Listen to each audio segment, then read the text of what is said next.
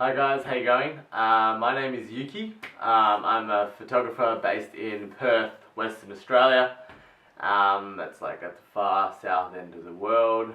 For those that don't know where Australia is, I'm just doing I run my own photography company here in Perth as well.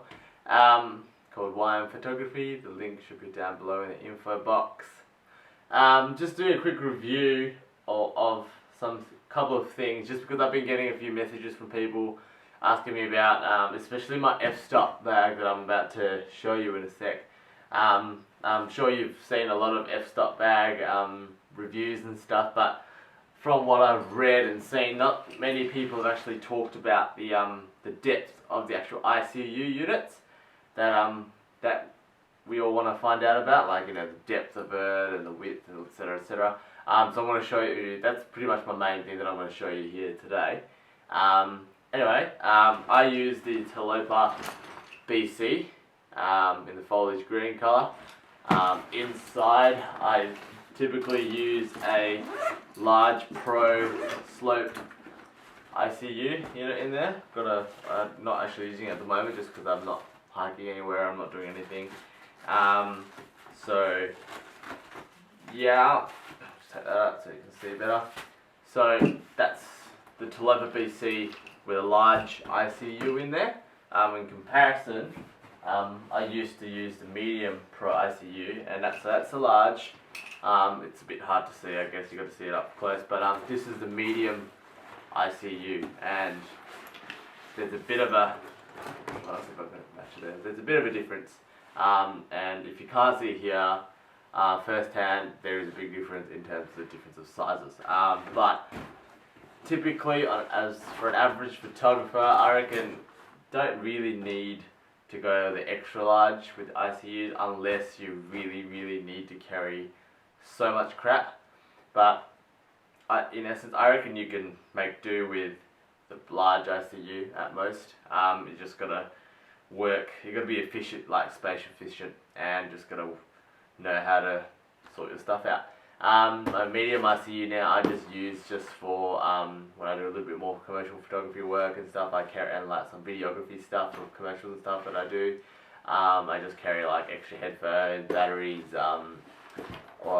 audio mics to hook up to my subjects for interviews, etc. So stuff like that. So I keep that around just for that purpose. In terms of the depth of the ICU, it's actually rather deep, especially because I'm using the sloped one. That's relatively deep as well. Like I've seen friends use the shallow ones, and I just know that from looking at it, it just wouldn't fit a big like pro body DSLR or SLR. Especially I use a Nikon. I say Nikon because that's how it's properly pronounced. I use a Nikon D4, which is, as some of you guys might know, it's like a 1DX. It's just like Canon 1DX. It's really thick, but it's pretty much the same size as like a D800 with a proper legitimate like battery grip in terms of the depth of the D4. So if I chuck this in here with a lens attached, that is. Lens I typically use with this is at the moment is just a 17-55 2.8. Good. So it's a really decent lens. It's actually really cool. So I have that usually attached for me everywhere I go. So if I was to chuck that in there, it won't fit. There you go. And the strap I just let hang loose somewhere, but hard to see here once again. But to get an idea of it, that's how it fits in the bag. I'll try and get closer to the camera for this, but in terms of depth, it kind of fits in nicely. With me, with my f-stop stuff, with the ICU, with the lid of the ICU, I always hold it backwards and I tuck it underneath and then put it into my bag. Only because when I open the back part to access my gear, I don't like just having to open this and then the actual ICU unit cover as well. I mean, I'm sure some people just kill two birds with one stone and do both at once, but it just creates more clutter. That's what I don't like, so I just tuck it out the back. Yeah, so that's how the D4 fits in there. In terms of the bag itself, it's a pretty damn comfortable bag. Like I recently just got back from a month holiday to do some photography work as well, but in Japan, and literally I hiked around with this thing every day, like all day long, from about 9 a.m. till a solid 11 p.m. every day, like non-stop. When I'm traveling, I'm go go go. So I needed something like this, and I also needed it. I bought it because I was gonna hike Mount Fuji, and which I did. And that's an elevation of 3,776 meters to be exact, above sea level, and hiked that baby in 8 hours non-stop through the night to get to the summit by sunrise, to get some good shots, which I'll put the photos up later at the end of the video. Yeah, and I got some good shots. I've got some great shots of the sunrise, and one in particular is really popular at the moment, and I've been on the phone non-stop with people asking me for a print. So I'll put that up at the very end, but I'll show you some other photos I got up there. All in all, it is an excellent camera bag. It's really comfortable as hell. Don't get me wrong, it is a bit pricey and stuff, and especially being in Australia, especially in Perth, most isolated city in the world, it's hard to get. But I managed to find a distributor in Australia and got a hold of him, and then I was able to somehow get a hold of one of these babies. The only downfall I found with this f-stop, I don't know, this is the only f-stop bag I own, so I don't know about the Gurus and the Locas or the Satori bags and stuff, but what I found was one particular flaw. So many straps. Was the fact, I'll try to get closer for this, was the fact that during my travels, I carry a fair bit of gear around every day, and you know, and me being me, I don't know if you can't really see me, but I'm not the most biggest guy out there. I'm pretty relatively slim, like toned but slim. And so what I have to do in that case is the fact that I have to have a comfortable bag on my back and sitting high up properly on my shoulders and stuff. I have to adjust all these straps to a pretty tight setting, which is good.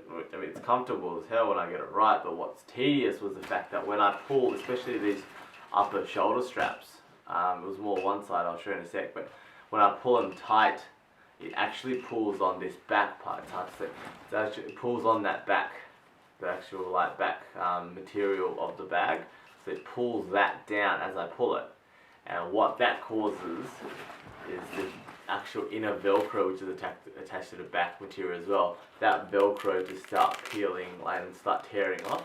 No matter it just comes loose, it just comes off because I'm stretching it out.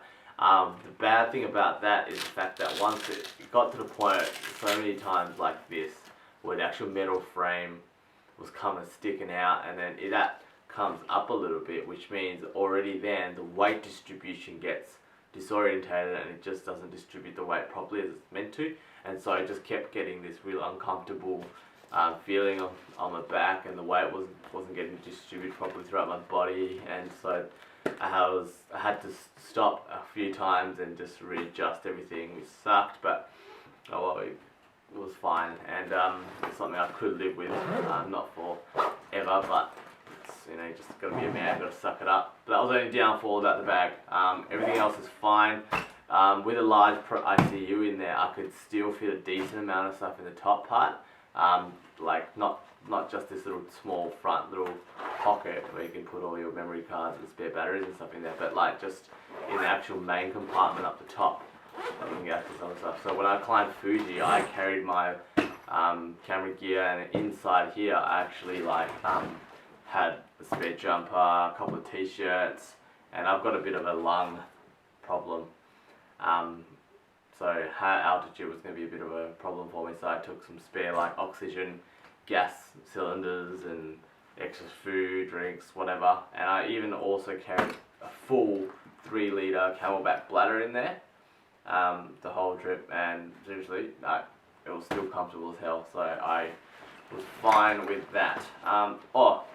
In terms of that Velcro situation I found that it was only coming off one side, and my theory was only probably because I actually had a tripod strapped to that side, and that was, you know, you could carry it and then you could already feel the weight distribution goes boom to the top side of the tripod. So I think that also contributed to that the Velcro was coming off, because there were times I didn't have a tripod with me and those days were fine, so it could just be a tripod issue, but I don't know the full answer to that. All in all, the Tilopa BC is a sick, kick-ass bag. Highly recommend it. It is good, and the ICUs themselves got some good depth. I wouldn't recommend the shallow ones unless you're just carrying like a small SLR and you're just kind of starting out sort of thing. But the bags themselves are really comfortable and durable. You know, and like I took a rain cover with me, and it did rain a few times. I never used the actual rain cover. I was pretty lazy. I just didn't pull it out. But even without the rain cover, and I was standing in the pouring rain, it still protected my camera gear like really well.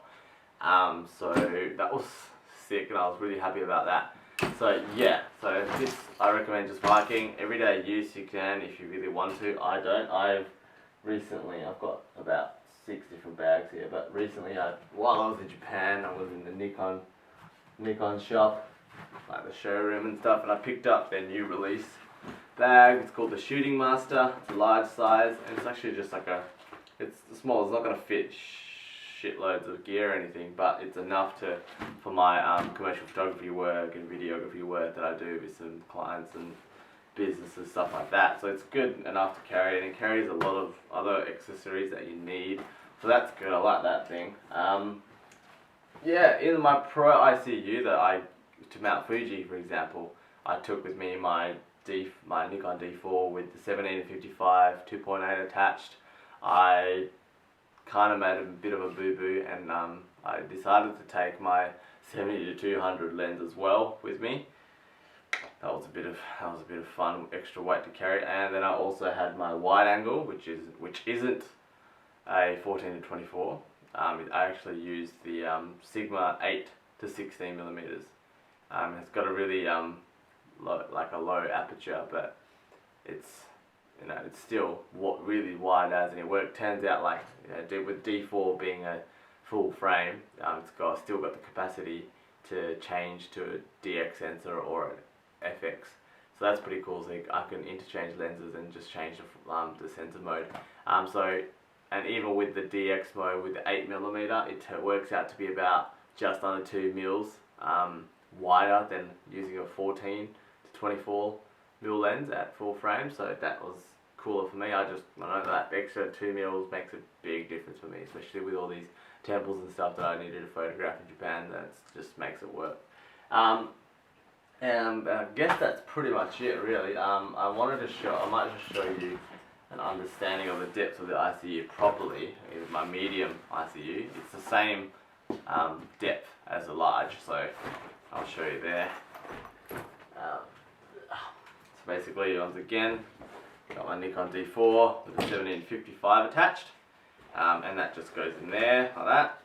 I'll just put it aside there for now. Yeah, and I'm just holding it straight, and as you can see, it just fits right snug in. Yeah, and then you can just close the lid, zip it up, and you're good to go. So it's a good size, good depth, carries a lot. Yeah, I definitely highly recommend it. What else? Pretty much it, I think. Yeah, I just would recommend the f-stop. I mean, there's a lot of. I'm going to Europe next year to photograph the Northern Lights, and for the snow and such and cold temperatures, I need to think of a way to keep my batteries warm and other gear protected. So I've been thinking about taking the f-stop again, but I've been doing some research on some other backpacks that do the same thing. And I found that a lot of companies now smaller companies are starting to step up now. Like, they're actually reading the feedback from customers about the f-stop bag and taking that on board and then creating their own bags now. Like, for example, Burton, the snowball company, like they've had some photography backpacks in the past, but they're coming out with some new ones now, like Decine. Got some backpacks where you can actually take out, like it's like an ICU, you can take stuff out and then use it as a normal backpack. Stuff like that's all coming out, so by the time I go, hopefully there's some cool stuff out that I can hopefully pick up and leave my f-stop behind. I don't know, I might just say this because it's a really good baby.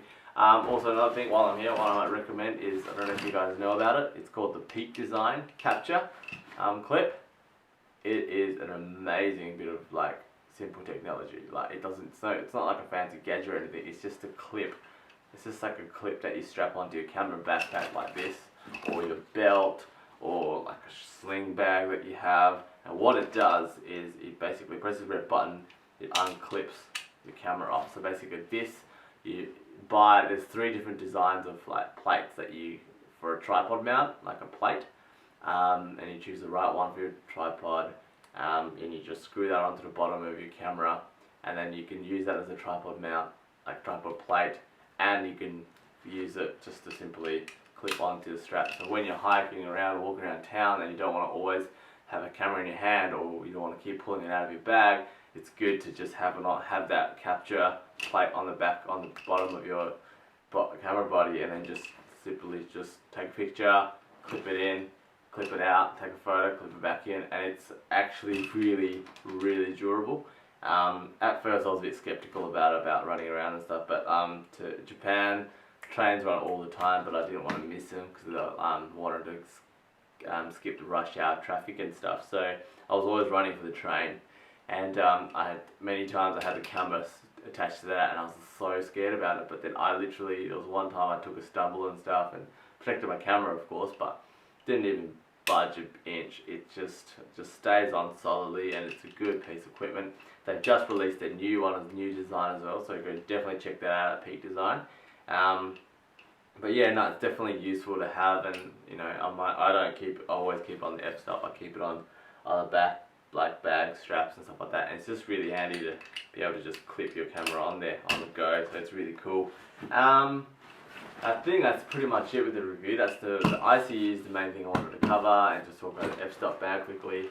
But yeah, no, like I said, it's a great bag. It works really well. And yeah, in a second, a little bit later in this video, I guess I'll just show you those photos from Mount Fuji. Any questions about the ICUs or the f-stop bag, like how comfortable it is, anything like that, give us a yell. I'll be more than happy to answer you as much as I can. I don't usually check my YouTube account that much. I don't upload much. But yeah, just give us a holla. Should be good. Yeah. Yeah, I'm a big hardcore Nikon fan. Like I've just bought their like Nikon field scope to do some wildlife photography. I bought their Nikon binoculars. Got a freaking actual Nikon branded suitcase. Look at these babies, that's sick. Love it. I don't know, I'm a bit of a Nikon fan. So yeah, but anyway, that's the main thing I wanted to cover, the f-stop. Yeah, so like I said, any questions, give us a yell. Any questions about the camera, lenses, anything like that, so just wicked. But thanks for watching. Hope it's been a bit helpful. Sorry it's been a bit too long, but yeah, cool. Enjoy the photos and tell me what you think of the photos as well. Yeah, and definitely check out my website and my Facebook page if you can, so that'd be cool. Thanks guys, peace out. Okay, so this are some of the photos that I was talking about. This was taken up near the 8th station. The new 8th station, at night, of course. There's a little bit of weird fuzziness in the middle there, but that's not what the actual photo is. I think that's just Apple's iMovie doing that to my photo, so excuse me for that. And this is the photo taken at sunrise at a location a good spot that I got early in the night. It was really dark. Sunrise comes up around 4:30 in the summer, which is when I went, and this is about maybe 5-10 minutes after the sun started coming up. So yeah, and the next one's really cool. So yeah, this one's that photo I was talking about where a lot of people are wanting it. The settings there is below. But yeah, no, it's just, this was taken around, I think around 6, maybe 6:30, so a little bit after the sun has come up. And it's just a little bit like maybe about 100 meters to the right of where I was and taking those other sunrise shots. Hope you like them.